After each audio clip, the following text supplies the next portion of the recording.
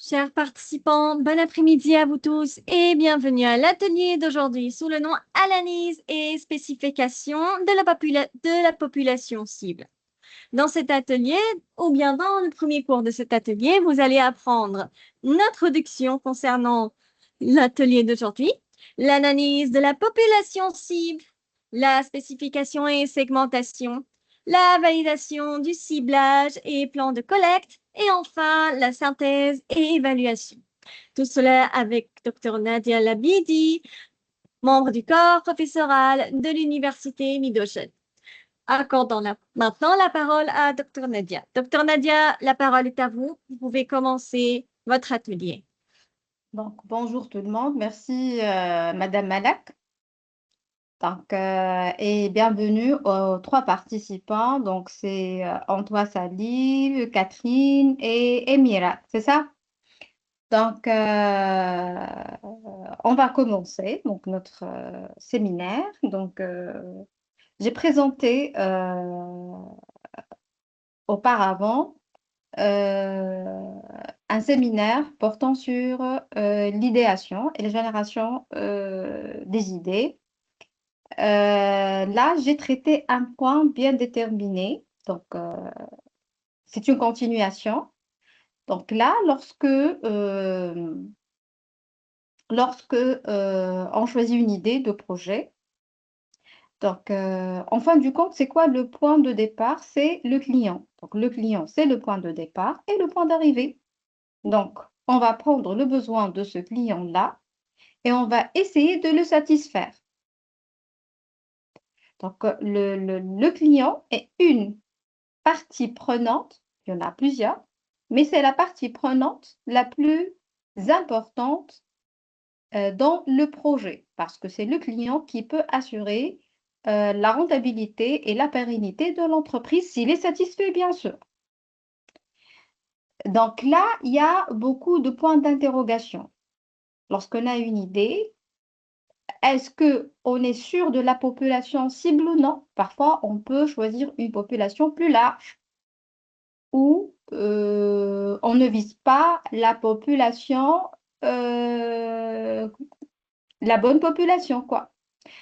Donc là, il faut prendre du temps pour déterminer là où les populations cibles. Parfois, on peut avoir plusieurs populations cibles.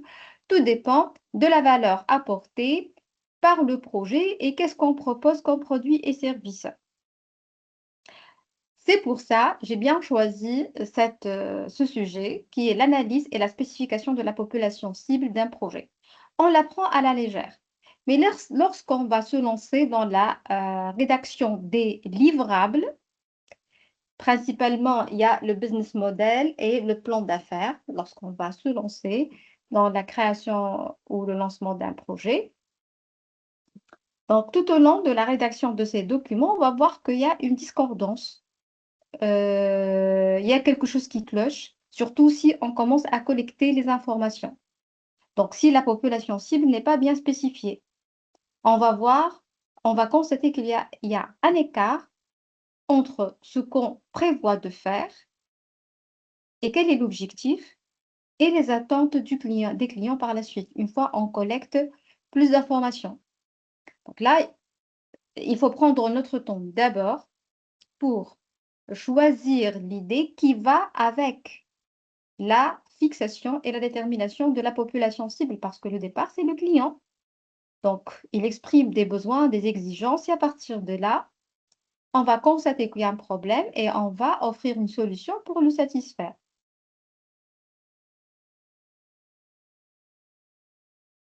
Donc, quels sont les objectifs pédagogiques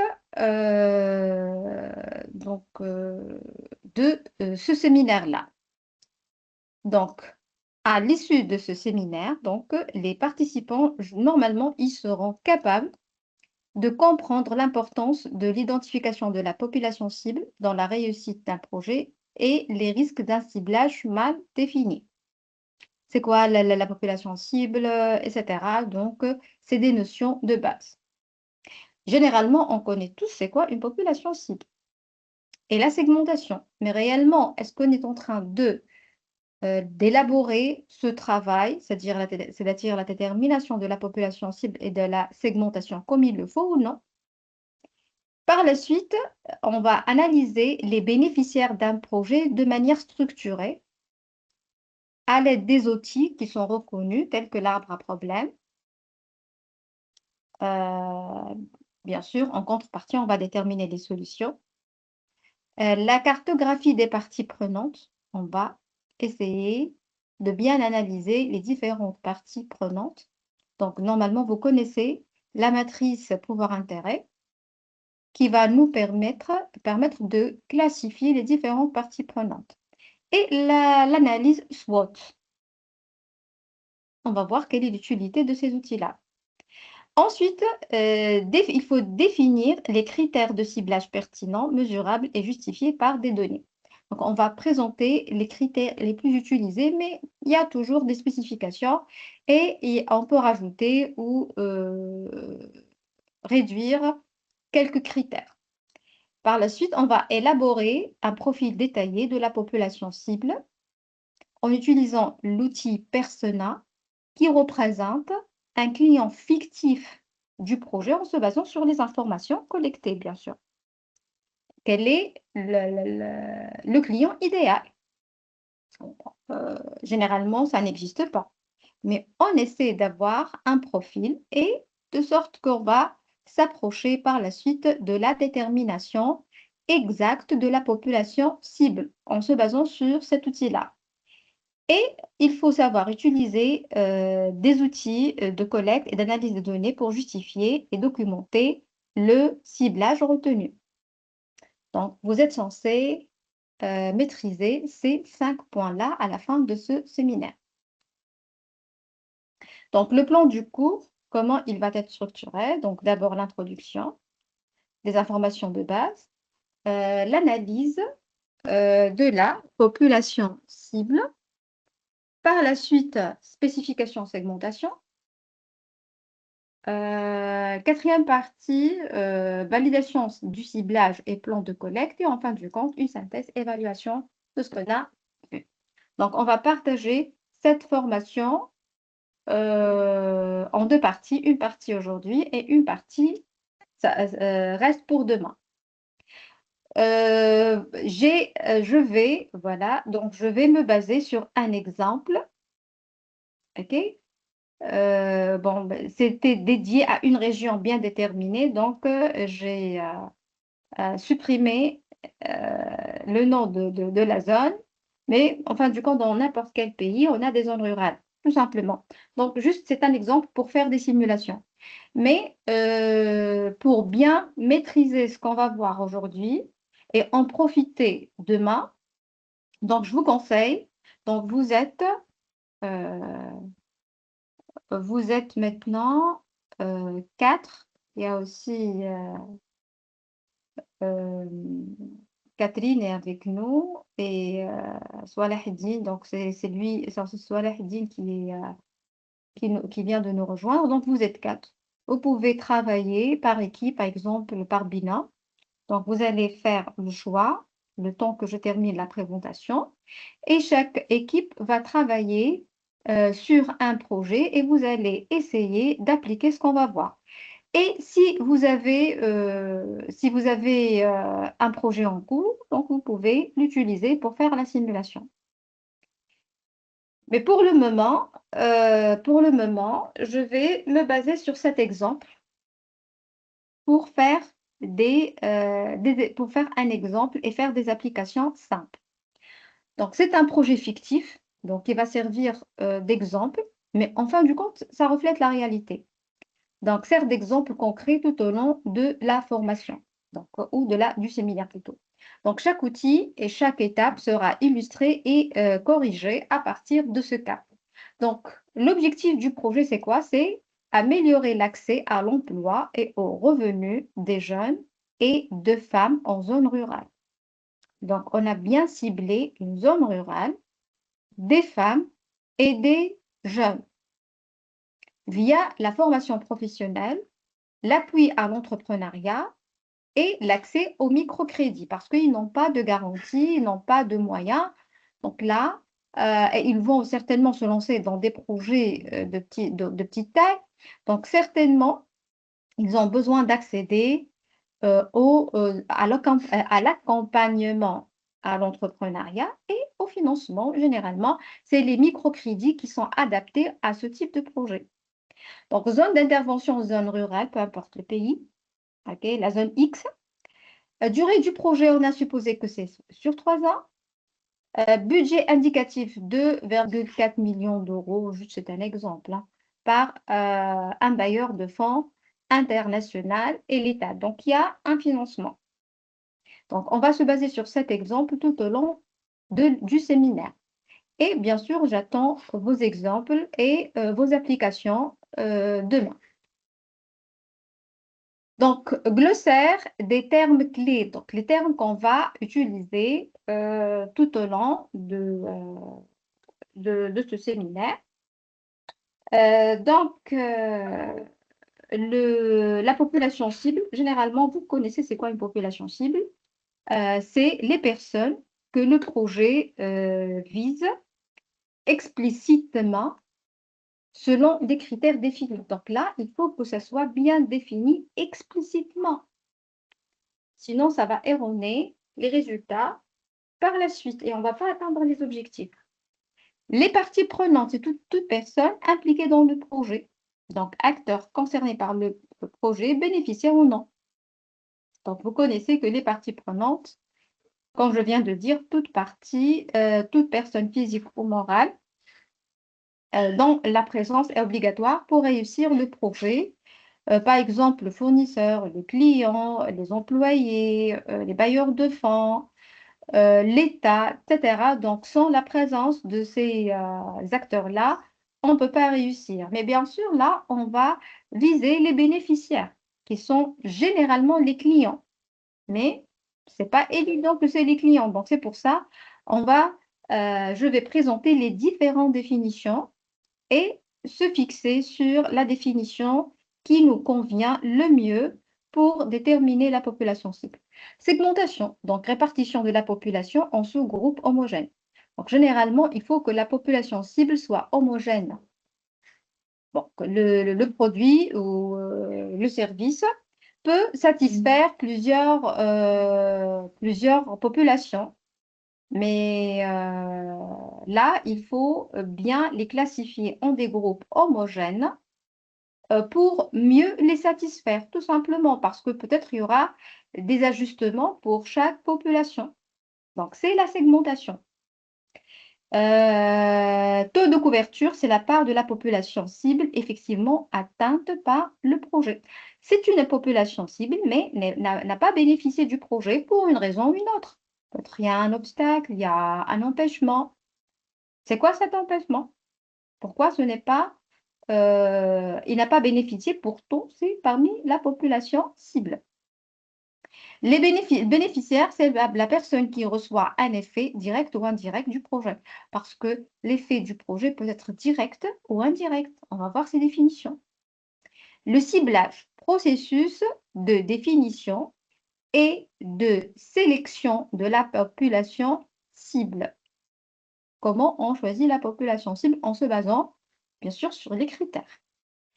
Il y a des outils qu'on va voir, tels que la cartographie des parties prenantes et l'analyse SWOT. On va les voir par la suite. Persona, donc c'est un profil type qui est fictif, représentant un segment des bénéficiaires. Donc, c'est la population cible idéale. C'est un représentant de la population ou plusieurs représentants. En fin du compte, la vulnérabilité.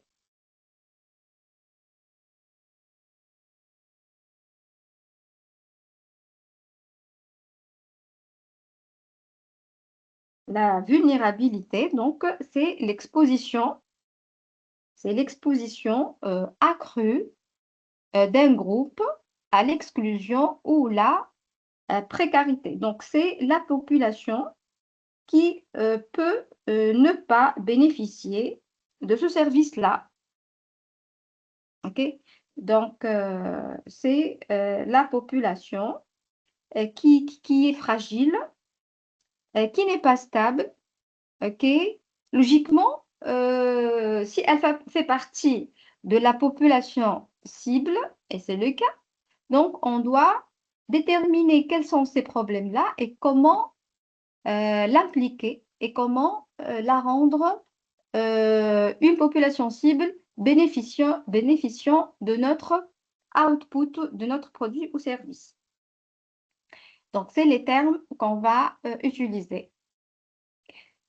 L'introduction. Donc là, définition générale. Qu'est-ce que la population cible? Donc, vous connaissez tous c'est quoi une population cible. C'est la définition générale. Donc, la population cible est l'ensemble des personnes, ménages ou groupes que le projet cherche explicitement à atteindre et à améliorer, bien sûr, leur situation en cohérence avec ses objectifs et les critères qu'il définit, parce qu'il y a des critères de sélection. Donc, c'est la population qui sera retenue qu'on va essayer de satisfaire. OK? Bien sûr, sachant qu'on a des exigences bien déterminées et on a des critères de sélection pour déterminer quelle est la population cible pouvant être satisfaite par ce qu'on va offrir. Donc, pourquoi cette définition est exigeante? Parce que elle exclut l'ensemble des personnes hors zone ou hors critères, même si elles pourraient bénéficier indirectement du projet. Donc, si les critères ne sont pas vérifiés, donc elle sera exclue de la population cible, même si elle est bénéficiaire. Donc, elle va en profiter indirectement. Elle oblige à documenter des critères vérifiables, tels que l'âge, les revenus, la localisation, et non de simples impressions de terrain. Je pense que cette population pourra profiter de notre output. Non, donc il y a des critères, soit vérifiés, soit non, et pas des impressions.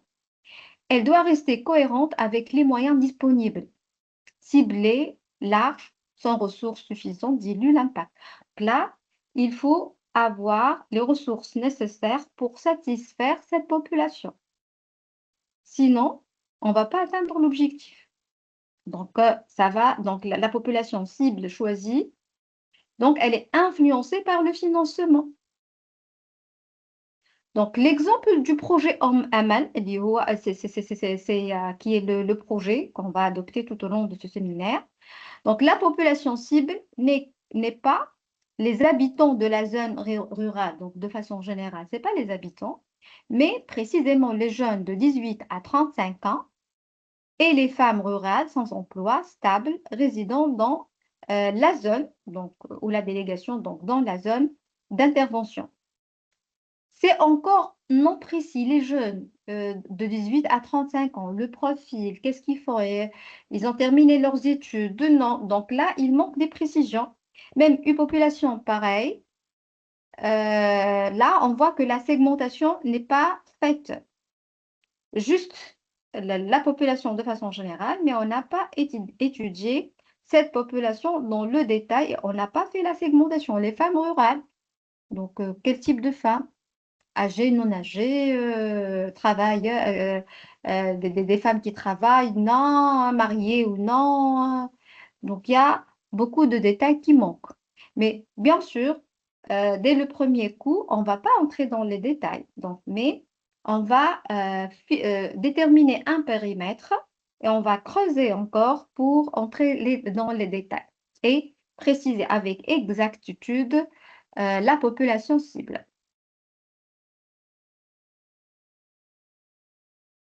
Le ciblage de la population cible suit le cycle du projet. Donc, le ciblage n'est pas une idée isolée, il traverse tout le cycle.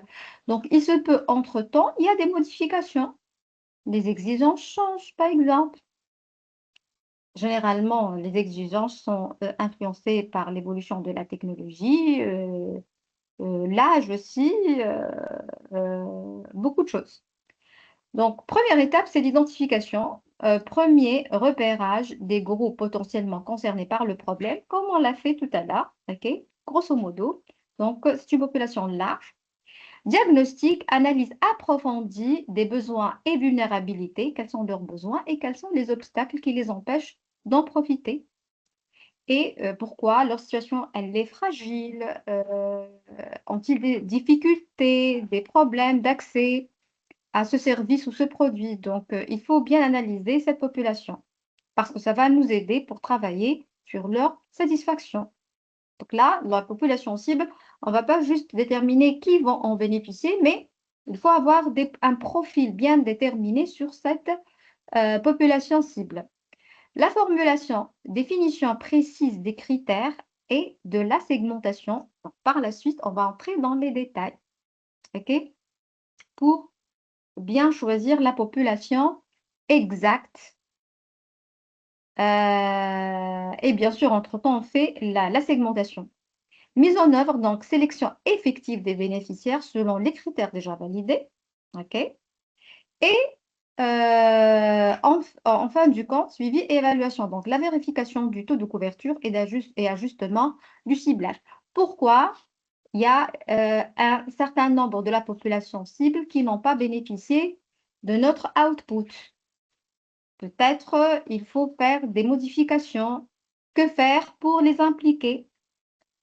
Donc là, le ciblage se précise et se resserre à chaque étape. Donc, à chaque fois, on essaie de voir est-ce qu'il y a des modifications, il y a des facteurs qui influencent notre choix, on va faire des ajustements ou non.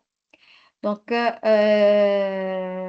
chaque étape, donc large, donc à l'identification, il devient de plus en plus documenté et mesurable jusqu'à la sélection finale des bénéficiaires. Donc, on ne peut pas déterminer la population pointue dès le départ. Ce n'est pas possible parce qu'on manque d'informations et on n'a pas encore déterminé quels sont les critères de sélection et on n'a pas collecté des informations concernant ces clients et leurs besoins. Donc, il y a aussi les bénéficiaires directs et les bénéficiaires indirects. J'imagine que vous connaissez ça. Donc, il faut faire une distinction essentielle pour ne pas diluer le ciblage et ne pas impliquer les bénéficiaires indirects ou plutôt les confondre avec les bénéficiaires directs pour ne pas diluer le ciblage parce que certainement, ils ne seront pas satisfaits de la même façon. Ou déjà pour même s'ils ont le même besoin, même pour les contacter et la relation avec eux est différente. Donc, et tout ça, bien sûr, a des répercussions financières, temporelles et de qualité, bien sûr. Là, il faut être très précis. Donc, les bénéficiaires directs reçoivent directement des besoins, services ou appuis du projet et en tirent un bénéfice immédiat et mesurable. Donc là, dans l'exemple de l'entreprise Amel, c'est les jeunes femmes formées, bien sûr, parce que si elles ne sont pas formées, elles ne peuvent pas en profiter de ce service-là. Et femmes formées, financées et accompagnées par le projet. Parce que parmi nos populations cibles, c'est les étudiants, ou plutôt les jeunes, et les femmes rurales. Bénéficiaires indirects, et donc ils profitent des effets induits du projet sans être la population ou la première cible. Donc c'est l'entourage, fait partie de la communauté, l'économie locale, mais il est influencé par la population ou le bénéficiaire direct. Donc, exemple, les familles des bénéficiaires. Donc, si les femmes rurales vont profiter de cette offre-là, donc certainement, il y aura un impact sur la famille de ces bénéficiaires. Les coopératives aussi, ils vont être impliqués dans la réalisation de ces projets et artisans partenaires. Donc, eux, ils vont en profiter pour la réalisation de ces projets-là parce qu'il y a plusieurs parties prenantes qui vont être impliquées et en bénéficier.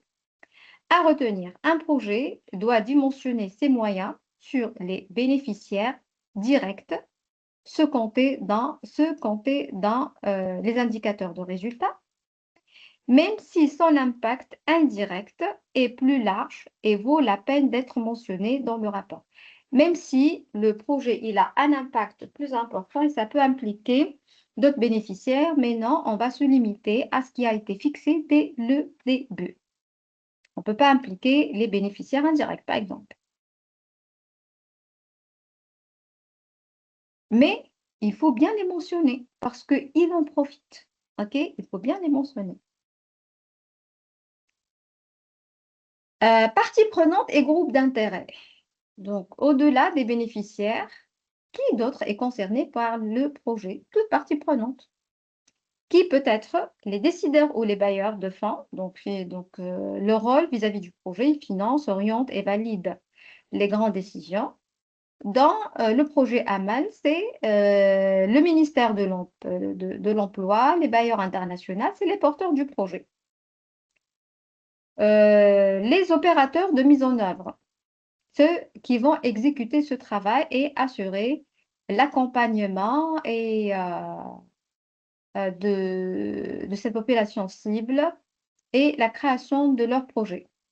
Donc, le rôle vis-à-vis du projet, c'est ils exécutent les activités sur le terrain. Donc, c'est des hommes de terrain. Exemple, dans le projet, donc c'est les ONG porteuses du projet et les cabinets de formation. Donc, c'est les porteurs du projet.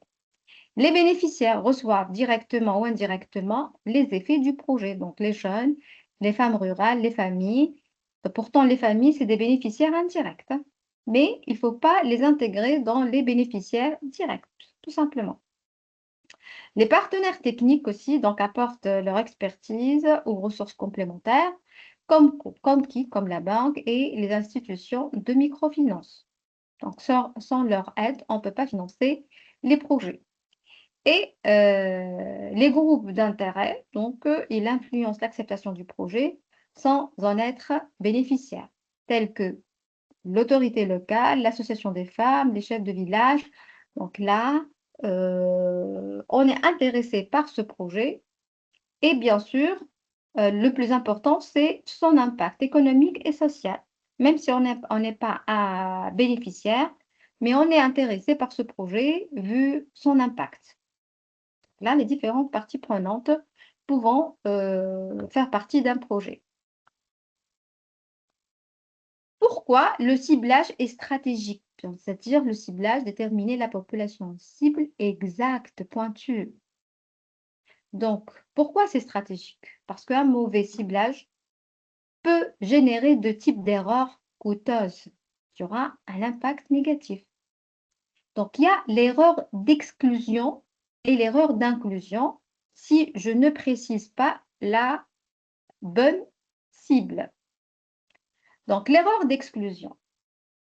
Des personnes qui devraient bénéficier du projet en sont écartées par des critères trop stricts parce qu'on n'a pas bien choisi les bons critères ou une mauvaise identification. Une mauvaise identification, donc les critères sont bons, mais on a mal appliqué ces critères parce qu'on n'a pas les bonnes informations. Donc, une mauvaise identification. En fin du compte, on n'a pas déterminé la bonne population.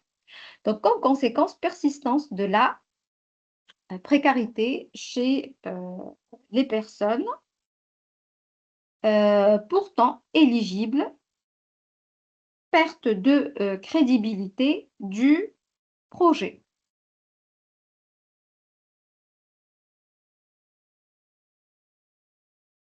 Là, on n'a plus confiance en ce projet.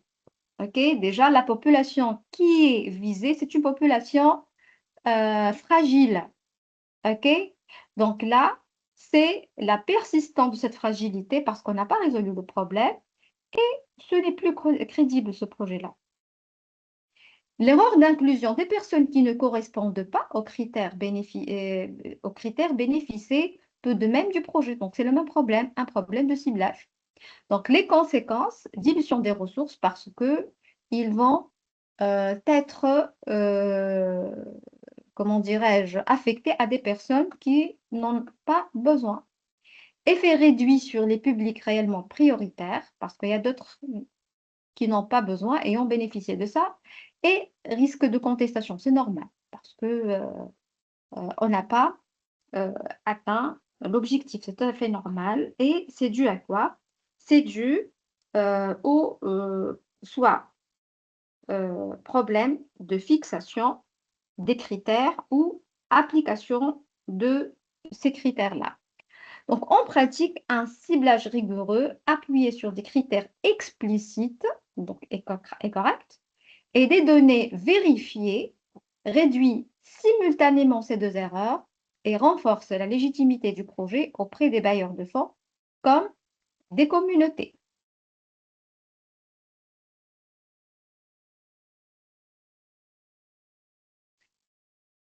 Les erreurs fréquentes à éviter, ce que l'expérience de terrain révèle le plus souvent, donc confondre zone d'intervention et population. Donc, ce n'est pas la même chose. Donc, toute la population du village, n'est pas forcément cible. Seuls certains sous-groupes le sont selon les critères. Cibler, donc c'est ce qu'on fait généralement, c'est les erreurs qu'on fait généralement. Donc, les futurs entrepreneurs peuvent faire ces erreurs-là à éviter.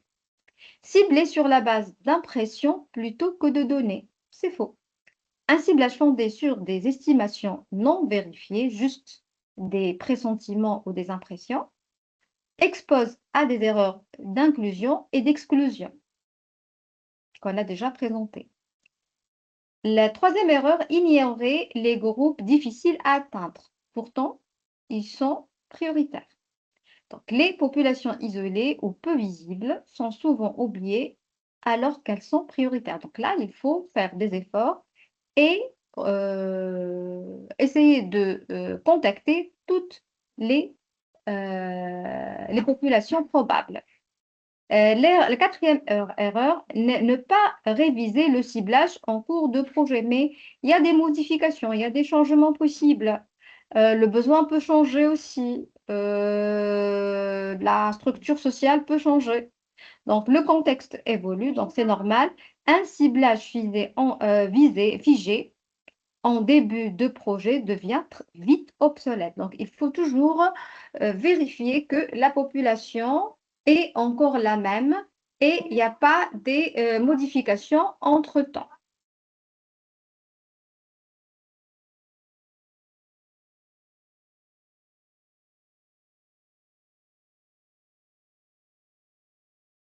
Docteur Nadia sera bientôt Oui. disponible. Veuillez patienter, s'il vous plaît. Je vous écoute quoi, Madame Malak? J'ai cru que vous avez fermé votre micro. Non, non, non. Oui, oui, je l'ai fermé parce que faute de manipulation. Je l'ai fermé Pas de déjà, souci, mais docteur. je me suis aperçue de ça parce que j'ai j'ai vu l'affichage et j'ai remarqué ça.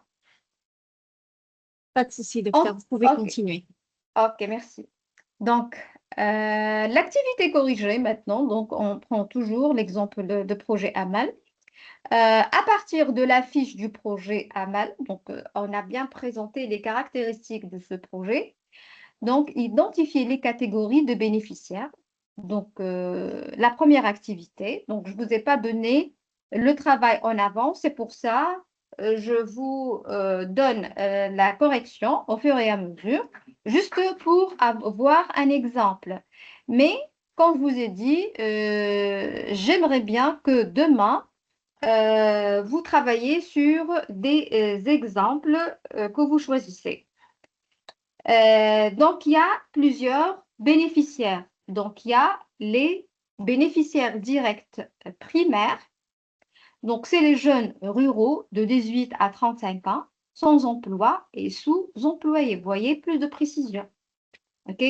Donc là, on a fait des segmentations, une segmentation des jeunes ruraux de 18 à 35 ans, et on a ciblé juste cette tranche-là. Les bénéficiaires directs prioritaires, il y a les femmes rurales, en particulier chefs de ménage sans revenu stable, sont prioritaires. parce qu'il y a tout un ménage derrière. OK? Donc, on a les bénéficiaires directs primaires et on a les bénéficiaires directs prioritaires. Donc, on va se focaliser sur ces deux bénéficiaires et les deux populations cibles de base. Il y a les bénéficiaires indirects, donc c'est les familles des bénéficiaires, okay, comme je l'ai dit, donc les ménages et les familles, les communautés villageoises. Okay, ils peuvent aussi bénéficier de ce projet-là. Et les parties prenantes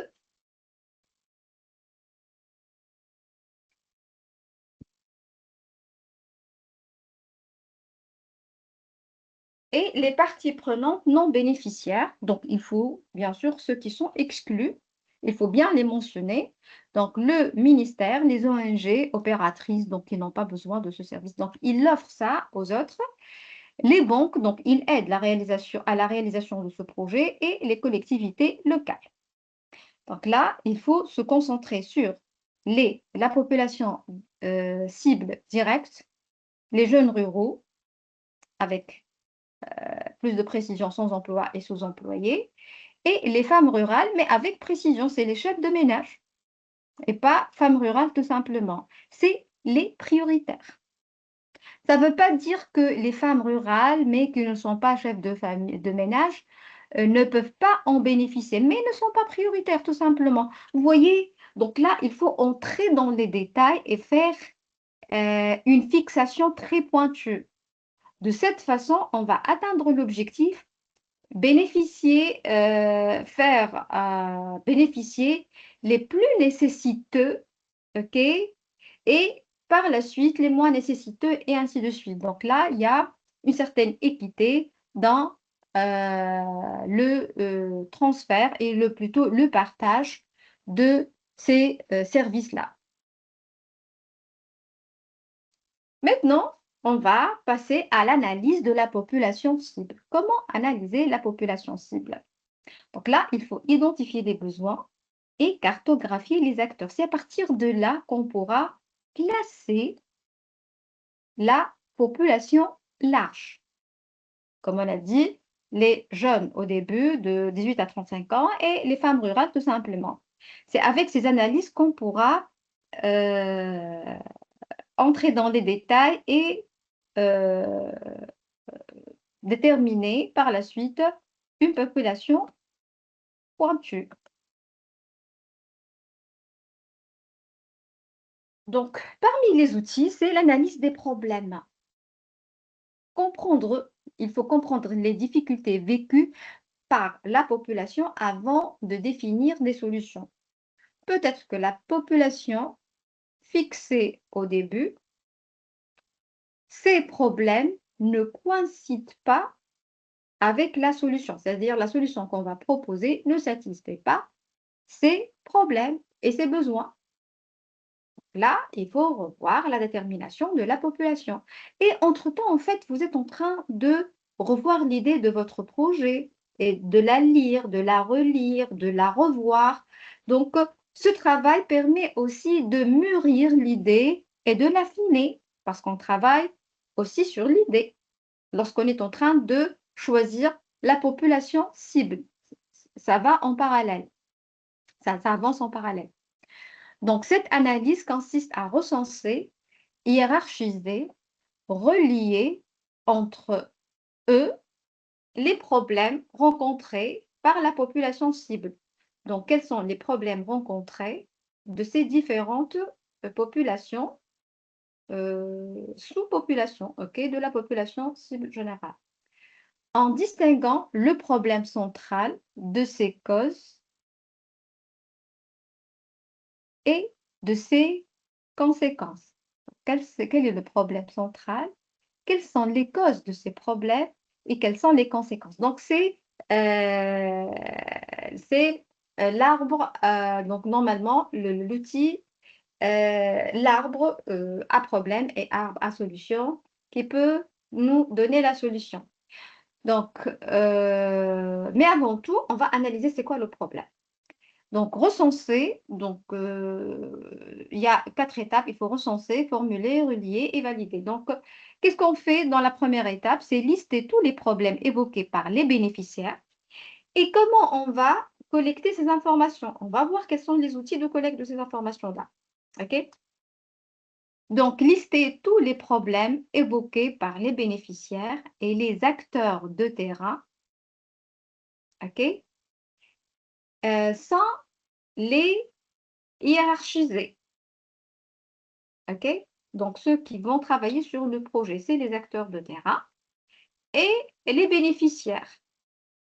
Donc, d'abord, quels sont les problèmes? Par la suite, reformuler chaque problème comme une situation négative concrète. On va essayer de comprendre pourquoi il y a eu ce problème. Relier, distinguer cause, problème central, la base, et les effets de ce problème-là. Quelles sont les causes et les effets de ce problème? C'est l'arbre à problème. En les reliant par des liens logiques de cause à effet. Quelle est la cause et quel est l'effet? Il y a certainement une certaine logique. Valider par la suite, c'est faire valider l'arbre obtenu par les bénéficiaires et les experts sectoriels concernés. Parce que c'est les experts qui nous aident aussi pour avoir les informations, à part les bénéficiaires. À partir de ces bénéficiaires et de ces experts, on va collecter le maximum d'informations et bien sûr, on va détecter quel est le problème, les causes et les effets. Donc, dans l'exemple du projet AMAL, donc, problème central retenu, c'est chômage et faible revenu des jeunes et des femmes rurales ou des femmes en milieu rural. Donc, c'est ce qui est en commun, OK, pour ces deux sous-populations ou les deux populations cibles principales, résultant du croisement des témoignages recueillis lors des diagnostics participatifs. Donc, on a trouvé qu'il y a un croisement entre ces deux populations lorsqu'on a collecté les informations.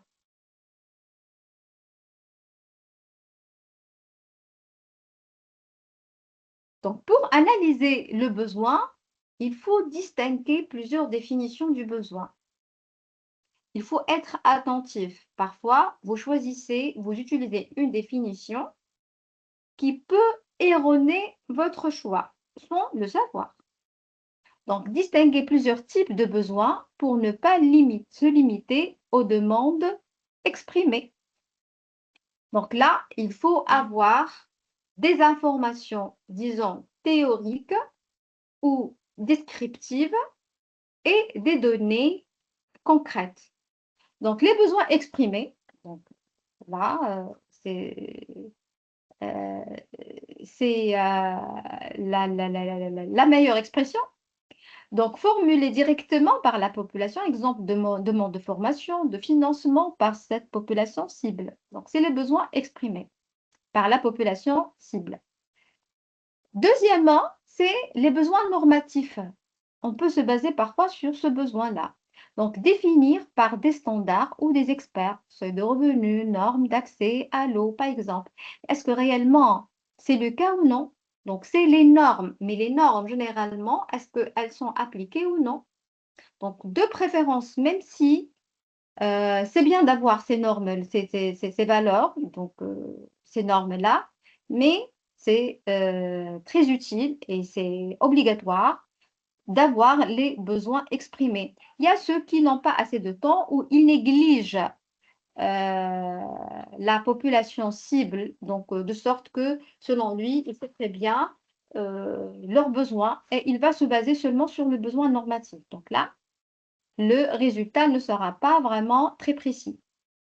Les besoins comparatifs, identifiés par comparaison avec une population de référence mieux dotée. Donc, c'est bien de faire des comparaisons, OK, pour comparer le travail dans ce projet et à un projet semblable. C'est bien, c'est toujours une référence. Et les besoins ressentis perçus par les personnes elles-mêmes, mais pas toujours formulés explicitement. Donc, je ressens que cette population peut avoir un besoin tel et tel et tel. Donc, c'est mes préjugés, c'est mon avis, ok? Mais est-ce que ça tient debout, c'est réel ou non? Je ne sais pas. Mais ça peut m'aider aussi. Mais l'essentiel, il faut avoir une idée sur les normes, sur ce qui est exprimé réellement. Et s'il y a des exemples, c'est bien de faire des comparaisons, juste pour comparer les expériences. Donc, pour l'exemple de Amal, donc besoin exprimé, c'est accès au microcrédit. Généralement, c'est toujours un problème financier. Les besoins normatifs complémentaires identifiés par les experts, renforcement des compétences en gestion. Donc là, ils ne l'ont pas exprimé parce que, selon eux, ils s'en connaissent ça.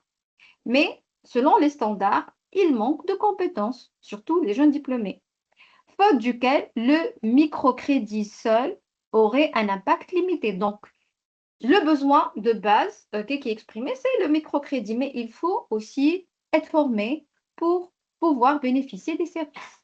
Donc, il y a un accouplement des besoins exprimés et des besoins normatifs pour comprendre quel est leur besoin réel et par la suite ce qu'on va proposer comme service pour les satisfaire.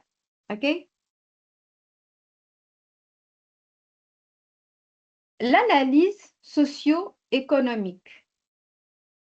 Donc, situer la population cible dans son environnement pour mieux calibrer le projet et ce qu'on va lui offrir, leur offrir. Donc, l'économie locale, donc l'activité, donc l'élément à documenter pour avoir une idée sur l'économie locale, donc activité dominante, et bien sûr, et son impact, niveau de revenu, le taux de chômage, l'accès au crédit. Donc là, c'est des indicateurs, il faut les connaître pour se repérer. La démographie structure par âge et sexe, taux de natalité, migration, pour voir quelle est l'importance de la population cible. L'infrastructure, l'accès aux routes, à l'eau, à l'électricité, aux services publics. Donc, c'est l'infrastructure. Si on fait des déplacements dans des zones bien déterminées, donc, qu'est-ce qui facilite ou bloque le travail? Et l'organisation sociale. Donc, là, c'est la structure communautaire, les associations, les rapports de genre, donc, c'est tout ce qui est social. Pour l'exemple Amal, donc constat de contexte, donc c'est une économie locale dominée par l'agriculture pluviale. Donc, juste c'est un exemple, c'est une simulation. Donc, économie donc, locale dominée par l'agriculture pluviale et l'artisanat informel. Donc, peut-être on va s'orienter vers ces deux axes. Donc, même les formations seront orientées vers ces deux axes. Donc, tout le service sera modifié, selon le besoin de la population cible. Taux de chômage des jeunes estimé à 32%. Bon, c'est un taux assez élevé. Donc là, il faut faire le maximum pour les satisfaire. Accès limité au transport public dans la zone ciblée. Donc, dans ce cas, ça peut peut-être poser des difficultés lorsqu'ils vont réaliser leur projet, par exemple. Je dis des exemples. Donc, comment faire pour faciliter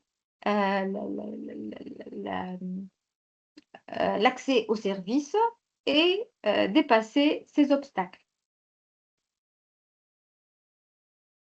Donc, l'analyse des vulnérabilités. Donc, il y a toujours des faiblesses. Donc là, il faut les détecter. Identifier les facteurs qui exposent certains groupes à un risque accru d'exclusion. Donc, quels sont les points faibles qui peuvent exclure une partie de la population cible?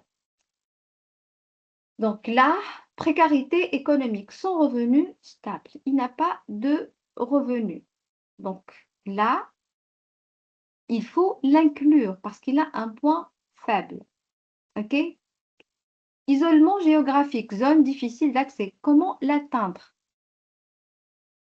Faible niveau d'instruction, non-scolarisation. Donc là, comment faire pour le former? Il faut dépasser ceci parce qu'il est limité.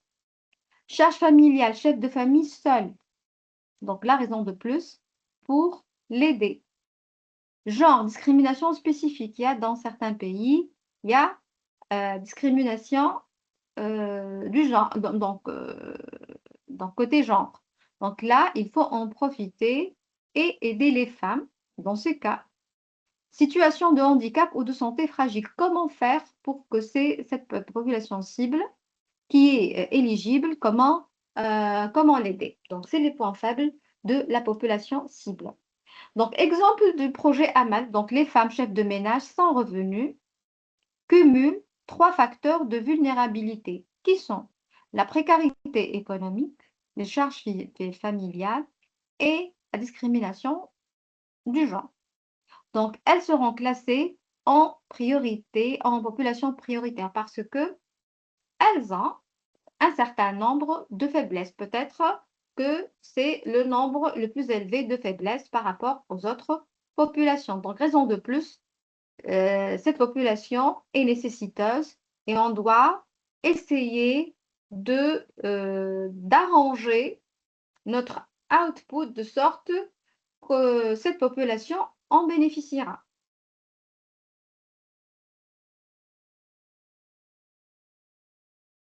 Donc, l'arbre à problème, je l'ai bien expliqué tout à l'heure. Donc, c'est une application, donc c'est l'application du projet AMAL. Donc, en bas, il y a les causes et en haut, c'est les effets. Donc, quel est le problème central? Donc, généralement, vous pouvez chercher sur Internet, c'est la forme d'un arbre. OK? Donc, en haut, c'est les effets et en bas, OK, il y a les causes. Donc, juste, c'est une représentation schématique. Donc là, j'ai représenté de façon très simple cet arbre-là. Mais elle a la forme d'un arbre. OK?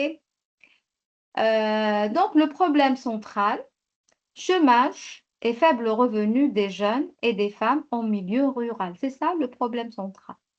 Donc, quelles sont les causes? Parce qu'il y a manque de qualification professionnelle, il y a faible réseau de contacts professionnels, discrimination de genre dans certains secteurs, accès limité au financement et infrastructures de transport insuffisantes. Donc, on ne peut pas accéder facilement à ces services-là.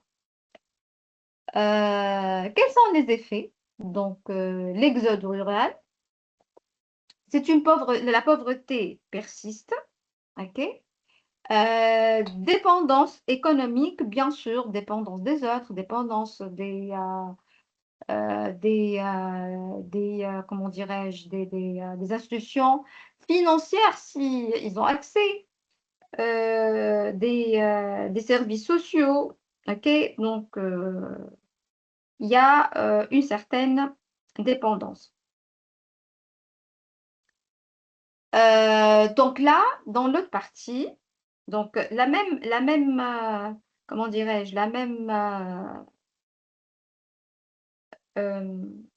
comment dirais-je, la même forme, mais juste on change, ok? Et on va représenter la contrepartie pour déterminer la solution. Donc là, c'est une représentation simple de l'arbre à problème. C'est quoi le problème de cette population? Ok? Donc, on a les jeunes diplômés et les femmes rurales et on a bien pointu cette population, les femmes chefs de famille et les jeunes, ok? Donc, les jeunes, donc, c'est quoi? Juste le détail. Et les jeunes, où on a bien précisé la population, voilà, sans emploi et sous-employés. Donc, on a bien fixé avec détail cette population. Par la suite, on va passer à l'arbre à objectif et l'arbre à solution aussi. OK? Donc, c'est tout à fait l'opposé. Donc, chaque problème devient un objectif positif à atteindre et bien sûr, il y a une solution à offrir. Donc, pour le problème central, maintenant, on a l'objectif central, c'est l'amélioration de l'emploi et des revenus des jeunes et des femmes ruraux. C'est tout à fait l'inverse. Le problème, c'est la solution. OK? C'est l'objectif de la solution. Donc, les moyens, donc là, les problèmes, manque de qualification professionnelle, donc là, renforcement des compétences professionnelles, développement des réseaux sociaux, il n'y en a pas. Éligibilité d'accès aux opportunités économiques, accès facilité au microcrédit et amélioration de la mobilité locale. OK? Donc là, c'est des projets là. Là, on voit qu'il y a des projets en fait. Donc un projet simple qui est conçu au début. Maintenant, on voit que ça devient plus complexe. Donc pour les finalités, réduction de l'exode rural, ou la sortie ou l'exclusion, recul de la pauvreté. Donc, on va réduire ceci. Donc, tout à l'heure, il y a l'exode. Maintenant, on va réduire cet exode. Recul de la pauvreté, l'autonomie économique. Donc, il faut avoir les moyens et être autonome. C'est ça l'objectif. Et la cohésion sociale. OK? Donc, l'autre problème, c'est l'exclusion sociale. Maintenant, on va l'impliquer parce que une fois, il n'est pas, la population cible n'est pas impliquée dans le tissu économique, donc elle est exclue. Elle est exclue.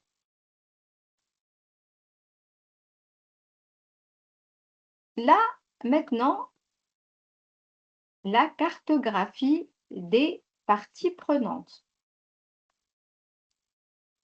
Donc, on va se baser sur la matrice pouvoir-intérêt.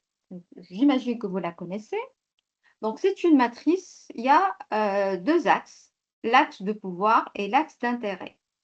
Donc, les parties prenantes qui ont le plus de pouvoir, ici, qui ont le moins de pouvoir, et ici, ceux qui ont le moins intérêt au projet et ceux qui ont le plus d'intérêt, et là, qui ont le moins d'intérêt.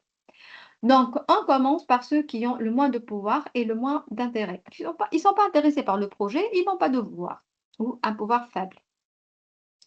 Donc là, ils ont peu d'influence et sont peu intéressés. Donc là, il faut les surveiller et mettre peu d'efforts. Donc là, il ne faut pas se concentrer sur cette population parce qu'ils n'ont ni pouvoir ni intérêt. Maintenant, ceux qui ont un intérêt, mais ils n'ont pas de pouvoir. Donc, peu influents, très intéressés et bien sûr, ils peuvent améliorer le projet et avoir un rôle positif. Donc là, il faut tenir informé. Donc, il faut tenir, donc là, il faut tenir informé et consulter, bien sûr, et les consulter parce qu'ils sont intéressés. Ils peuvent aider dans le projet.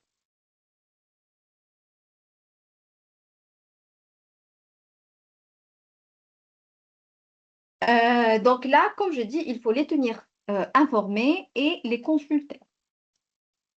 En bleu, donc il y a ceux qui ont un pouvoir, mais ils ne sont pas intéressés. Par exemple, un directeur qui est impliqué dans le projet, mais il n'est pas donc un projet sur l'IA, par exemple, surtout au début, il y a de la résistance. OK? Il y a la composante IA dans le projet. Je donne un exemple.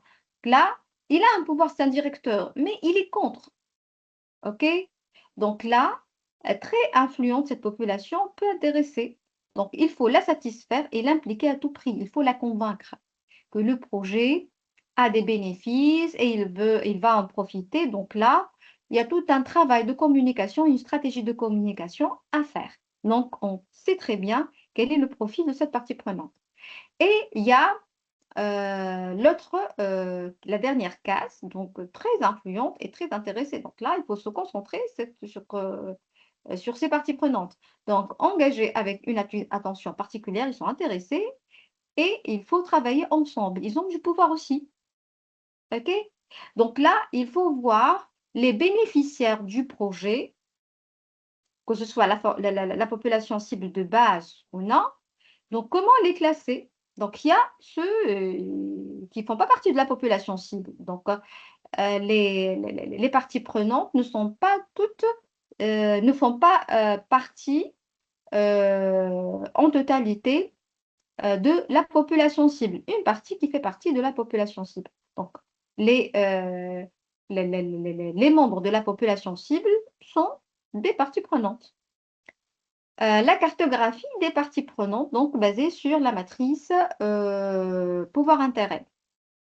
Donc, du projet AMAL. Donc, là, ceux qui ont un pouvoir faible et intérêt faible.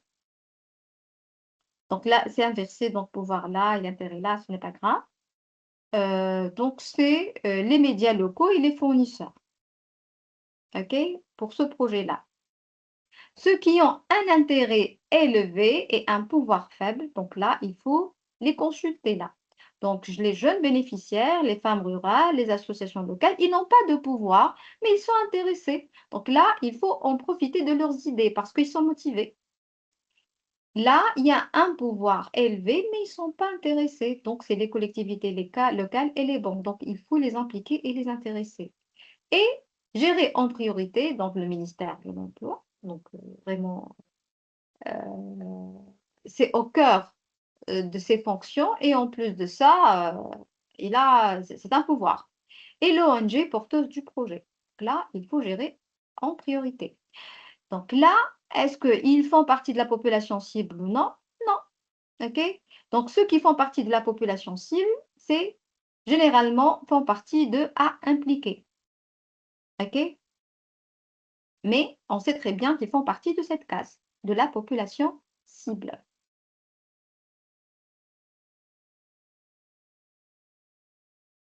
L'analyse SWOT maintenant, donc elle nous aide dans l'élaboration de la stratégie. Donc, vous connaissez certainement l'analyse de SWOT.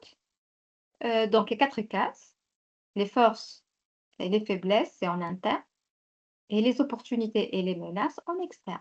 C'est les facteurs externes. Donc, les opportunités et les forces, c'est des points positifs, et les faiblesses et les menaces, c'est des points négatifs. Donc, les forces, donc, qu'est-ce que l'entreprise a comme point fort? Que faisions-nous bien? Quel est notre point fort? Qu'est-ce que nos clients ou partenaires nous ont dit apprécier chez nous? Dans quel domaine dépassons-nous nos concurrents? Qu'est-ce qui est unique dans notre entreprise, nos produits ou nos services? Quels sont les actifs que nous possédons? Priorité intellectuelle, technologie technologie propriétaire, capital, etc. Donc, quel est le point fort? On a par exemple une compétence qui est rare, par exemple dans l'IA, je dis un exemple, donc que les concurrents n'ont pas. OK? Donc, c'est une force. On peut s'imposer sur le marché. OK? La faiblesse, donc, qu'est-ce qui nous manque par rapport aux concurrents et ce qui existe sur le marché? Donc, que pouvons-nous améliorer? De quoi nos clients ou partenaires sont-ils mécontents?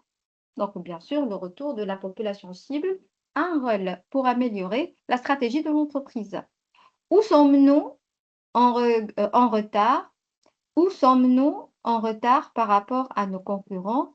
Où manquons-nous de connaissances ou de ressources? Donc là, si on a un manque de compétences, donc là, on peut sous-traiter, faire des formations. Donc, il y a une stratégie à adopter, OK, pour dépasser cette faiblesse. Et les forces, bien sûr, il faut en profiter. Maintenant, les facteurs externes qui peuvent représenter une opportunité ou une menace pour l'entreprise. Donc, quelles sont les tendances émergentes dont nous pouvons tirer parti? Par exemple, le gouvernement encourage l'entrepreneuriat. Donc, c'est une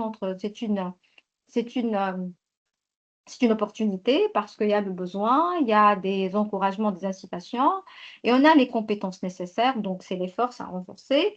Et alors, on va se lancer dans le projet parce qu'on va tirer profit. OK? Donc, il y a la population cible qui va nous aider pour réaliser tout ça. Quelles sont nos forces qui pourraient être utiles à des partenaires potentiels?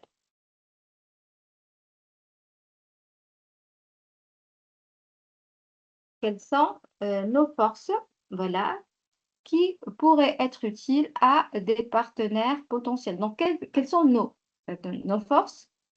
Et on doit en profiter de ces forces-là. OK? Parce qu'il y a une opportunité sur le marché, tout simplement. Il y a des partenariats possibles aussi. Quel marché adjacent pourrions-nous exploiter? Il y a de la demande. OK? Dans la zone rurale, et peut-être dans une autre zone, il y a le besoin. Donc, c'est une opportunité et on a la force, on a les compétences nécessaires. Et on a le financement aussi. Y a-t-il des zones géographiques où la concurrence est moindre? Et on profite aussi. Les menaces. Quelle est notre concurrence? S'il y a trop de concurrents, donc on essaie de les affronter. Donc, ça n'a qu'un impact négatif sur l'entreprise. Il faut, dans ce cas, revenir vers les clients. Pourquoi? Ils sont satisfaits par nos clients. Qu'est-ce qu'on va proposer de différent? Donc là, on revient vers le client et la population cible pour voir ce qu'on offre. Comment, et bien sûr, on va changer la stratégie adoptée. Comment nos faiblesses pourraient-elles nous rendre vulnérables? Donc là, il faut une solution. Je n'ai pas les compétences, je recrute un expert ou je sous-traite le temps que je forme mes employés. Quelles sont les tendances du marché auxquelles nous ne sommes pas préparés? Eh bien, si on n'est pas préparé, soit on essaie de s'orienter dans une autre activité ou se préparer. Après tout, on ne va pas rester les bras croisés. On est en train d'élaborer l'analyse SWOT pour préparer une stratégie qui en profite des forces et des opportunités et qui évite les faiblesses et les menaces. Et quels problèmes économiques ou politiques pourraient avoir un impact sur notre entreprise? Donc, vous le connaissez, juste un rappel. Donc, le corrigé de la matrice SWOT en se basant sur le projet AMAN. Donc, les forces, donc c'est forte motivation des jeunes à créer une activité et savoir-faire artisanal existant chez les femmes. Les faiblesses, faible niveau de qualification technique et accès limité aux outils numériques. Les opportunités de demande croissante de produits artisanaux locaux. OK? Donc déjà, on a choisi les deux axes, les activités agricoles et artisanales. OK? Donc si on revient vers l'autre outil, donc juste un détail, j'ai oublié où exactement. On a fixé ces deux axes-là, j'ai oublié où, mais vous pouvez revenir par la suite. Donc le temps presse maintenant, je vais passer, mais on a déjà fixé les deux axes sur lesquels on va travailler dans le cadre du projet AMAN. Dispositifs nationaux de microfinance existants, donc on essaie d'en profiter aussi parce qu'il y a les opportunités. Et les faiblesses, l'exode rural des jeunes qualifiés, donc il faut les impliquer. Et les aléas climatiques affectent l'agriculture locale, donc pour les projets agricoles. Donc là, comment faire? Est-ce qu'on va faire les mesures nécessaires pour éviter l'impact climatique? Donc, tout dépend de la stratégie à adopter par la suite, de sorte que on pourra satisfaire les clients qui vont créer des projets, bien sûr. L'objectif, c'est de réussir. Comment choisir le bon outil? Donc, en fait, il n'y a pas de choix au vrai sens du mot, c'est des outils qui sont complémentaires. OK? Donc, comment choisir le bon outil? Chaque outil répond à une question différente. Par exemple, l'arbre à problème, on essaie de répondre à la question: quelles sont les causes profondes du problème? Le moment idéal d'élaborer ce document, c'est au début du diagnostic pour comprendre, parce qu'au début, l'idée n'est pas claire. Au fur et à mesure, on essaie de découvrir notre population cible, leur profil, leurs besoins, et on améliore la solution. Arbre à objet, des objectifs ou à objectifs. Donc, que voulons-nous atteindre concrètement? En fin de compte, quelle est la solution? Juste après l'arbre à problème. Donc, c'est tout à fait l'inverse.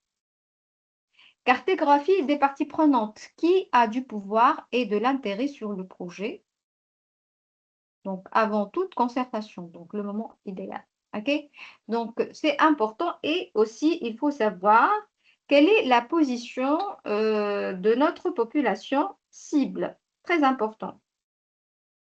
Et aussi avoir une idée sur les différentes parties prenantes parce qu'ils ont certainement un impact sur le travail. OK? Et le SWOT nous permet de répondre à la question quels atouts et risques propres à la population cible. Donc là, bien sûr, on va se localiser sur la population cible. OK? Si on détermine les forces et les faiblesses ainsi que les opportunités et les menaces, on va se baser la, sur la population cible ou leur position. Donc, pour affiner la stratégie de ciblage, OK? Quelles sont leurs forces et les faiblesses, les opportunités et les menaces. Et on va bien sûr affiner le ciblage ainsi que le produit ou le service. Donc, les 4 outils sont complémentaires. Donc, on peut utiliser plus qu'un outil. Donc, utiliser ensemble, ils donnent une vision à la fois causale, relationnelle et stratégique. Stratégique, c'est soit toujours pour prendre les décisions stratégiques de la population cible. Donc, corriger de l'étude de cas maintenant. Donc, on a juste un récap. Le problème central, c'est le chômage qui est faible. Le chômage qui est important, donc 32% si mes souvenirs sont bons. Chômage et faible revenu des jeunes et des femmes en milieu rural, avec précision. OK? C'est les jeunes sans revenus et sous-employés et les femmes rurales, chefs de famille. Les causes prioritaires à traiter, manque de qualification, l'accès limité au financement et faible mobilité, donc parce qu'il y a un problème d'infrastructure. Acteurs clés à mobiliser en premier, donc le ministère de l'Emploi et l'ONG, donc c'est les porteurs du projet parce qu'ils ont pouvoir et intérêt élevé, donc ils peuvent faire des changements s'ils veulent. Et bien sûr, ils sont normalement intéressés par le projet, ils ne peuvent que le soutenir normalement. Atout majeur à valoriser, savoir-faire artisanal existant chez les femmes rurales. Donc, on a choisi, et les activités agricoles aussi. Mais là, il ne faut pas oublier l'activité agricole. Risque principal à anticiper, l'exode rural des jeunes qualifiés avant la fin du projet. Donc là, comment les impliquer pour en bénéficier, tout simplement. Donc, je vais m'arrêter là et je vais laisser les deux dernières parties à traiter demain, Inch'Allah. Donc, voilà, donc j'ai terminé la première partie. Je ne sais pas si vous avez des questions, donc je vous écoute. Donc, à vous la parole maintenant. Donc, je ne sais pas si Madame Alak est là ou non. Sinon, vous pouvez écrire sur le chat ou lever la main. Donc, vous aurez la parole. Donc, Catherine, donc je vais voir si j'aurai la possibilité de Ok, autoriser. docteur Catherine, la parole est à vous. Vous avez accès à votre micro. Vous avez accès maintenant à votre micro. Veuillez, s'il vous plaît, activer votre micro. Oui, merci beaucoup et bonsoir. Bonsoir. Oui, docteur, je vous remercie d'abord. Ce sont des difficultés que nous avons toujours rencontrées. Mais voilà, aujourd'hui, Midotion est en train de lutter pour qu'on puisse quand même relever nos défis. J'avais vraiment une préoccupation. Je ne sais pas si je m'abuse. Au début de la formation, vous avez dit qu'un microcrédit ne peut pas financer un projet. Bien, je me suis trompée. Un microcrédit ne peut pas financer un projet, c'est ça? C'est vrai?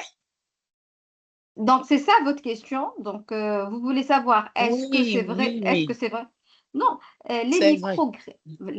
voilà, juste pour m'assurer de la formation. Donc, en fait, les microcrédits sont adaptés à une population bien déterminée et pour des projets Mhm. bien déterminés parce que il y a des critères pour n'importe quel financement. Donc, les montants importants nécessitent des garanties plus importantes, ça c'est sûr. Généralement, vu qu'il y a la vision stratégique des pays et l'encouragement de l'entrepreneuriat. Donc, certainement, il y a des incitations et des encouragements. Donc, les microcrédits, c'est pour les micro-projets. OK? Donc, un grand projet, qu'est-ce qu'il va faire avec un projet important? Qu'est-ce qu'il va faire avec un microcrédit? Donc, ce n'est pas suffisant, Oui. en fait. OK? Ok, Mais parce que voilà, nous voilà. avons eu un sérieux problème au niveau de ma province. Nous Mhm, sommes lauréates d'un projet de la Banque mondiale sur l'autonomisation des femmes. mhm. Alors, et on nous avait donc recommandé d'aller ouvrir des comptes dans des banques. Mais jusqu'à presque à la fin, on vient de nous dire que non, il faut aller à un microcrédit. Et je me suis même demandé une fois, on avait financé un projet sur la prévention et lutte contre les violences sexuelles que j'avais mis en œuvre ici dans ma province. Et quand je suis allée pour chercher les RIB, on m'avait dit que non, nous n'avons pas de RIB à vous remettre, c'est un microcrédit. Et je m'étais redirigée vers une banque. Mais aujourd'hui, là, c'est un projet de la Banque mondiale. Je me suis posé tant de questions, à savoir que non, comment on doit nous retirer dans des grandes banques pour nous ramener à un microcrédit, la FINGA. Voilà, merci beaucoup. C'était vraiment ma préoccupation. OK.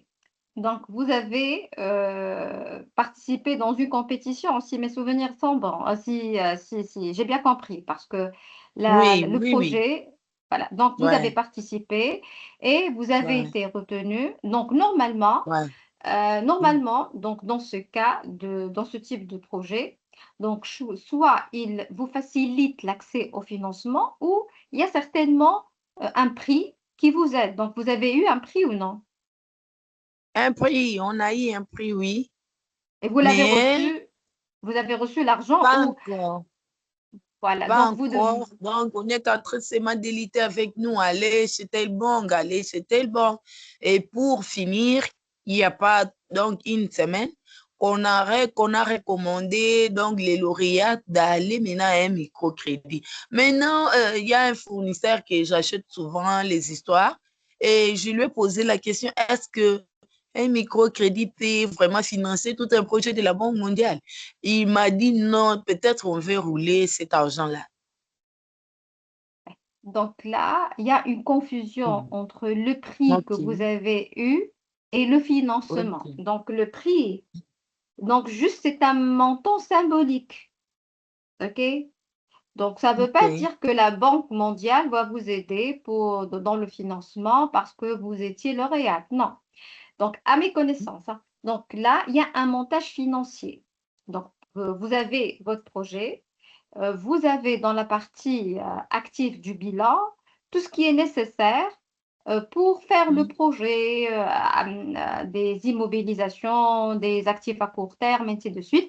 Donc, quel est le Mhm. coût d'investissement et comment le financer? Donc, il y a le prix, logiquement, vous devez le recevoir. OK? Donc, il faut contacter les représentants de la Banque mondiale, c'est votre droit. Donc, ce montant-là, vous allez l'utiliser comme autofinancement. Et Ok, par la suite, merci beaucoup. Mhm. vous allez vous orienter vers la banque qui offre des microcrédits et vous allez demander quels sont les critères d'octroi des microcrédits.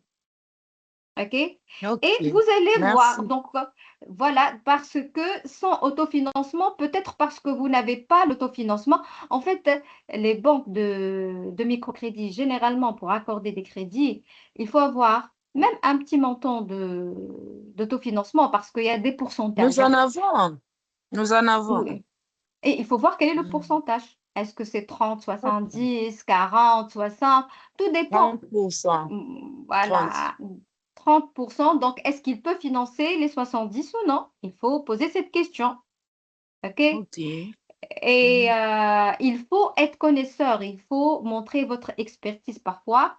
Ils ont toutes les garanties nécessaires, mais les banques ne financent pas le projet parce que les porteurs du projet, personne n'est qualifié et personne n'a la compétence. Donc, Ok. normalement, voilà, il y a une évaluation, donc il y a une grille, OK? Normalement, il y a une note sur les compétences et l'autofinancement parce que il y a il y a il y a il y a des règles à suivre, OK? Donc, même s'ils sont intéressés et ils sont convaincus par le projet, mais pour eux, ils peuvent pas donner, ils peuvent pas financer plus que 60% ou 70%. Donc là, c'est une information très importante. Donc là, il faut s'orienter vers le service de crédit et demander quelles sont les procédures à faire. OK? Peut-être il y a un problème dans, comment dirais-je, il y a quelque chose qui manque dans le dossier. Donc, une fois vous avez toutes les informations, vous allez préparer vos dossiers et peut-être vous allez consulter un expert pour vous aider parce qu'il y a des dossiers qui ne sont pas acceptés et après restructuration et modification, ils sont acceptés. Mais pour moi, quelle est la part de l'autofinancement, pourcentage par rapport au financement global et est-ce que vous êtes éligible, c'est-à-dire vous avez vérifié les critères pour avoir le financement. Oui, L'idée, oui. elle est bonne, voilà, vous avez les compétences. Bien Voilà. fait. Donc, Tout. normalement, les banques financent, surtout les projets dont les revenus sont presque sûrs. Donc, généralement, ils financent. Et il y a l'employabilité, donc il y a l'impact social, l'impact économique. Donc, il y a plusieurs impacts. Ok. Merci beaucoup. De rien. Et bon courage. Donc, Merci. Catherine, j'aimerais bien que demain, Inch'Allah, vous travaillez sur les documents les outils que j'ai D'accord. présentés. Voilà, et D'accord. vous allez peut-être mieux comprendre des points en faisant cette réflexion, donc des points dans Ok. votre projet. Merci beaucoup. De rien et bon courage. Merci.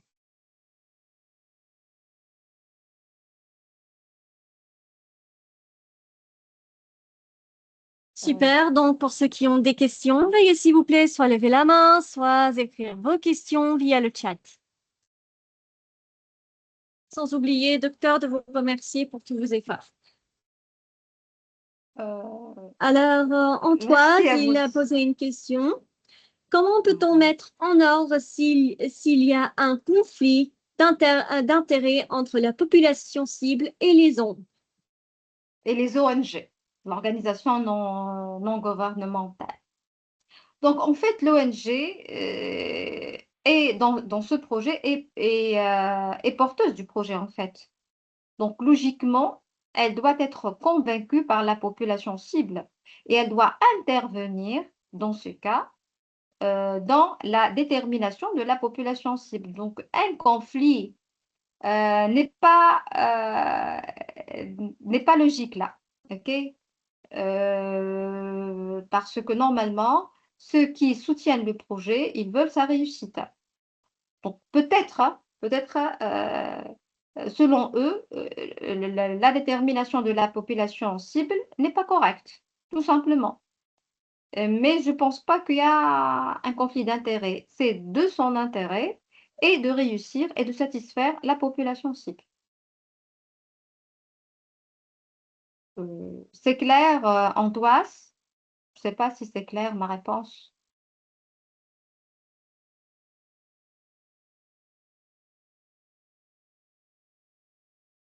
Super. Donc, Très pour bien. ceux qui ont des questions, veuillez s'il vous plaît soit lever la main, soit écrire vos questions via le chat.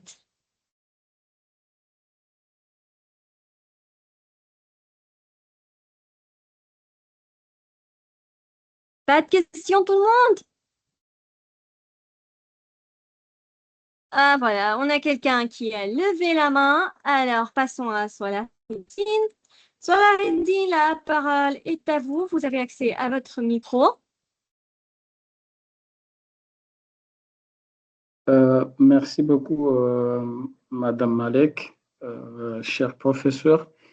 Moi, je ne sais pas si c'est une question ou c'est juste un rappel parce qu'au début, quand j'avais des problèmes de connexion, mais quand je suis entré, j'ai entendu que voilà, nous devons travailler en groupe. Mais je sais pas quel est le travail qu'on Ah, devrait faire exactement oui, ok, vous avez raison. et comment on va travailler.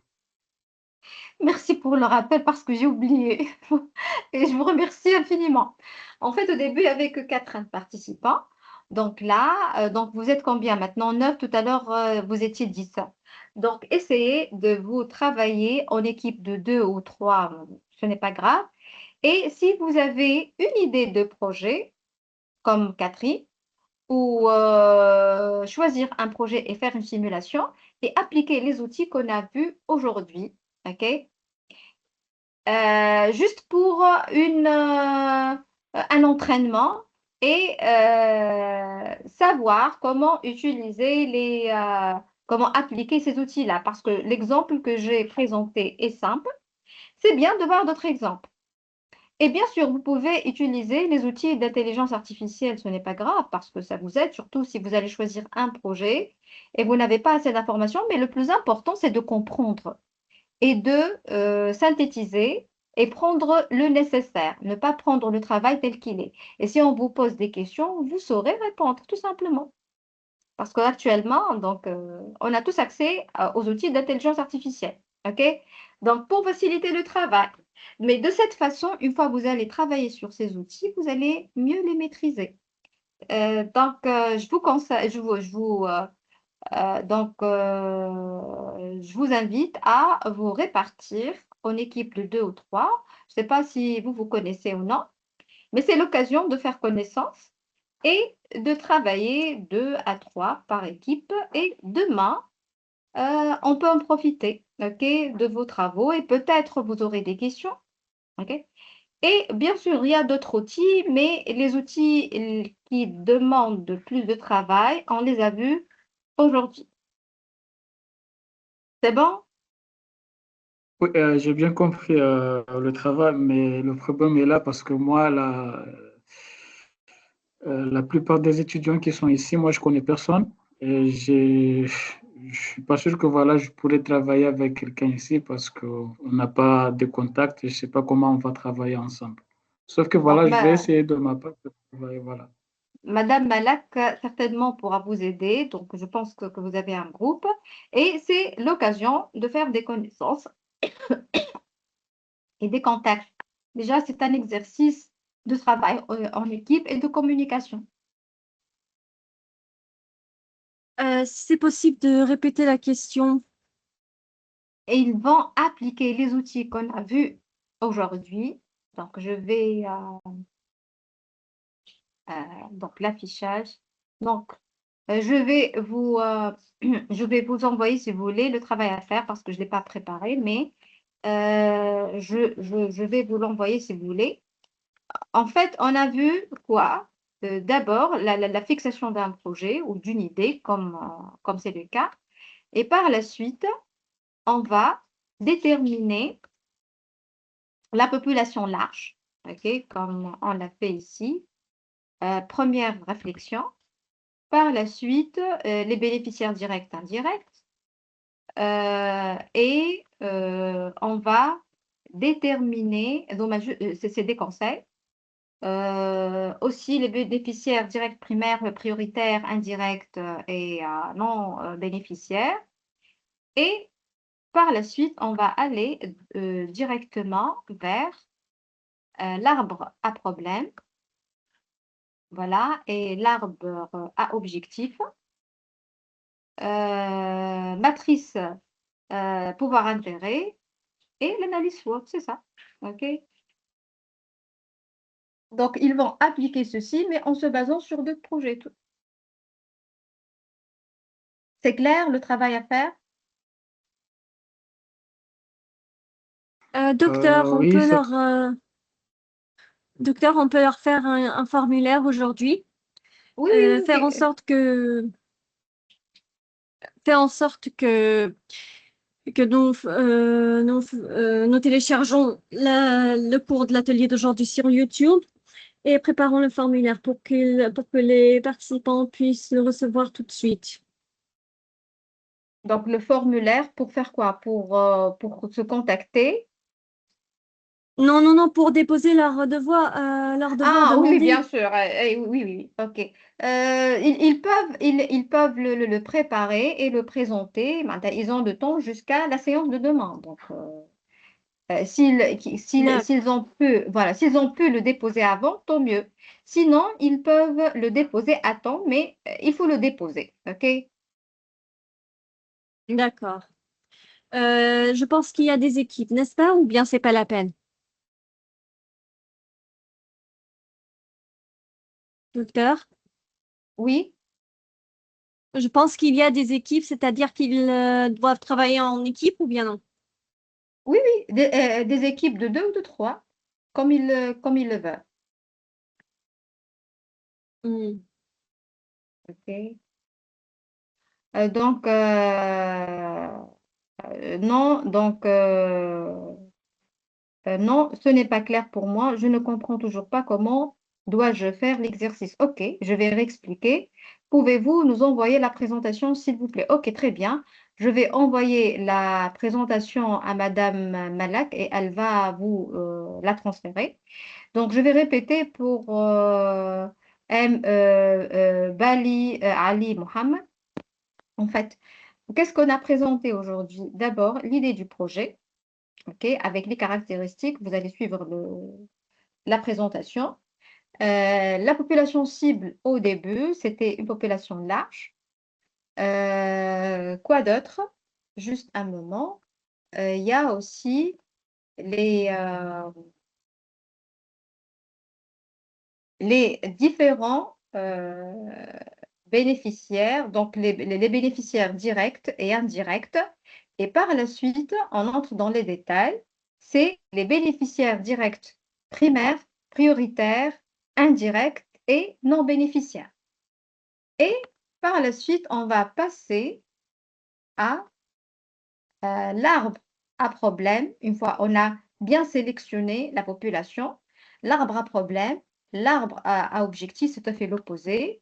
La grille, pouvoir intérêt et l'analyse SWOT, bien sûr, en se basant sur l'idée de projet que vous avez choisi tout simplement. Donc, j'ai une question juste en haut. Donc, je vais vérifier. Donc, juste un moment, je vais revenir. Voilà. Quelle stratégie faut-il mettre en place pour identifier la population cible d'un projet quelconque, comme Agritech par exemple? Donc, Agritech, c'est un projet normalement agriculture et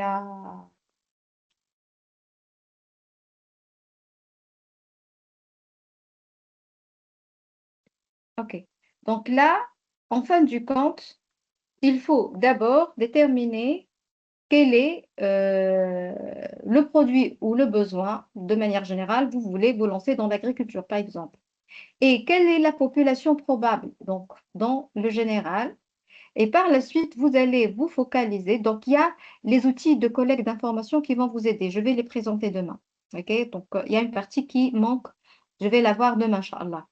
Et par la suite, avec le retour d'informations en utilisant les outils de collecte d'informations, on va petit à petit affiner la population cible et faire les segmentations.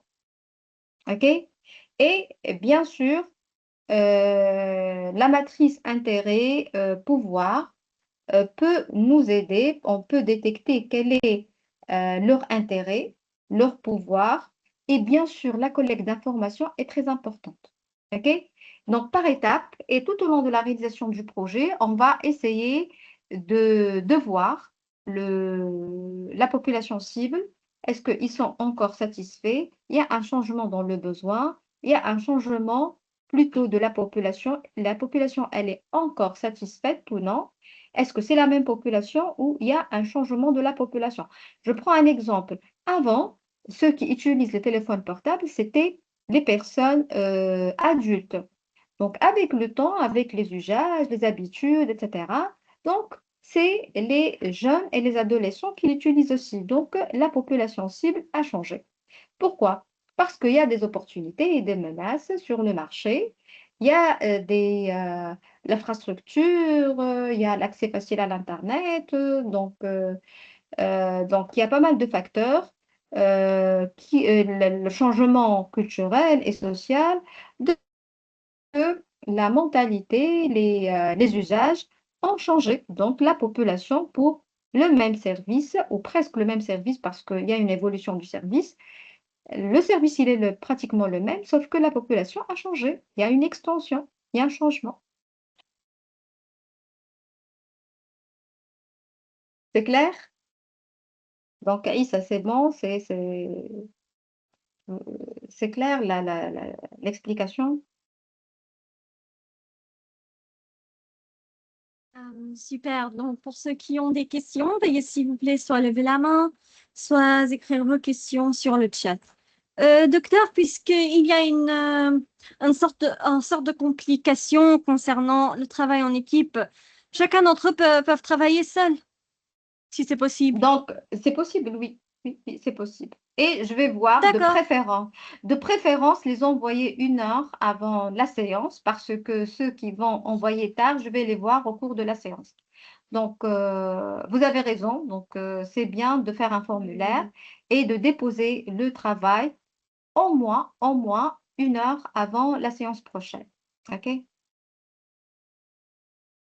Super. Donc, à tout le monde, vous avez un projet à le faire et ce projet euh, doit être accompli pour que vous puissiez avoir votre certificat de participation. D'accord, tout le monde? Alors, nous avons Antoine Soufouni El-Badawi. Soufouni El-Badawi, la parole est à vous. Vous avez accès à votre micro.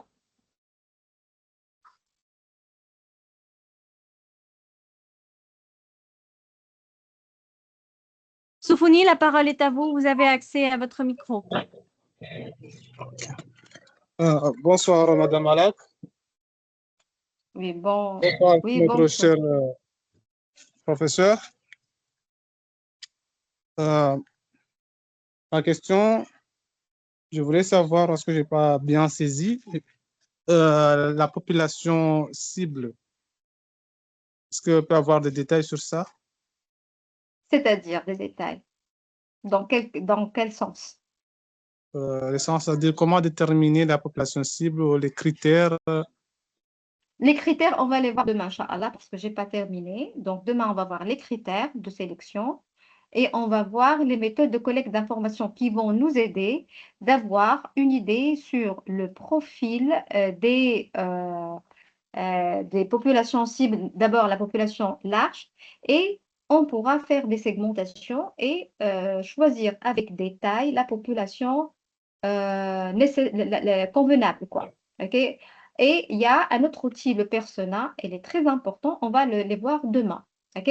Mais pour le moment, ce que vous devez retenir, c'est que une fois on a une idée de projet, il y a une population, donc on va la contacter et s'assurer qu'il y a le besoin. Donc, à travers l'arbre à problème, on pourra détecter quelles sont les causes et quels sont les effets et on va offrir une solution qui est le projet. OK?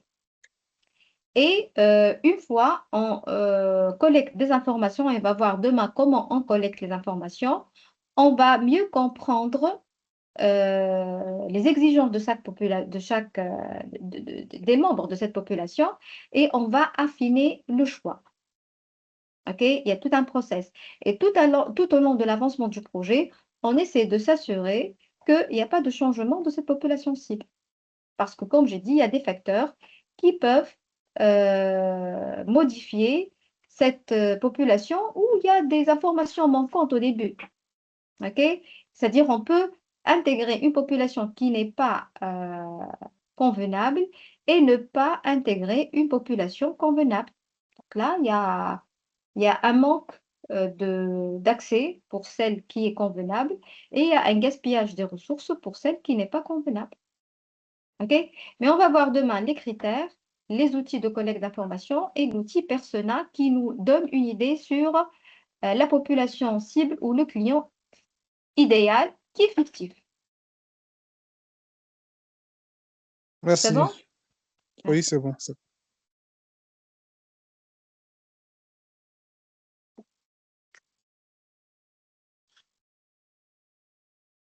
Super. Donc, pour ceux qui ont des questions, veuillez s'il vous plaît soit lever la main, soit écrire vos questions via le chat.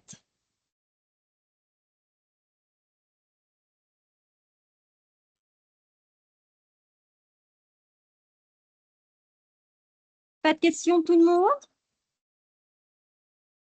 Tout est clair? Donc, je pense que tout est clair et que nous avons répondu à la plupart des questions. À la fin du cours de l'atelier d'aujourd'hui, docteur, voulez-vous ajouter quelque chose? Juste, je remercie les participants pour assister à ce séminaire et pour les questions. Ok, ça se voit qu'ils sont très intéressés et ça ne peut que les aider dans la réflexion.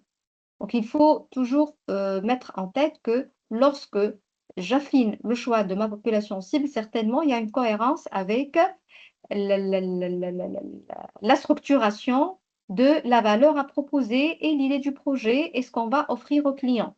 Il y a une cohérence, il y a une synchronisation entre les deux.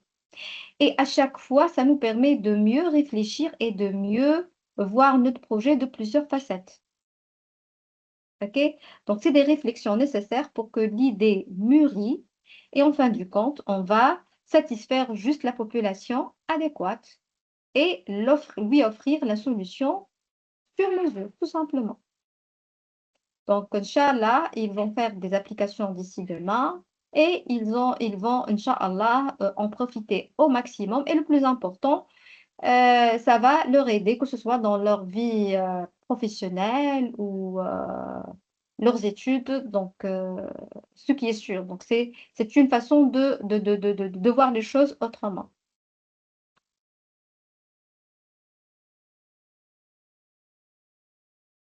Merci infiniment à vous, docteur, pour tous vos efforts. Merci aux participants pour avoir participé au cours de l'atelier d'aujourd'hui. Attention tout le monde, nous n'avons pas encore terminé notre atelier. Nous vous verrons, Inch'Allah, demain à 16 h, selon l'heure locale de l'Arabie Saoudite. Sans oublier que vous devrez travailler sur votre idée de projet, qui est votre devoir pour le cours prochain, et le déposer via le formulaire que nous allons vous envoyer via vos emails. Vous pouvez également suivre les dernières actualités concernant les séminaires, formations, ateliers, concours et l'inscription au programme d'études de l'université via le compte officiel de l'université sur Facebook, le groupe WhatsApp des activités étudiants ou encore le site web.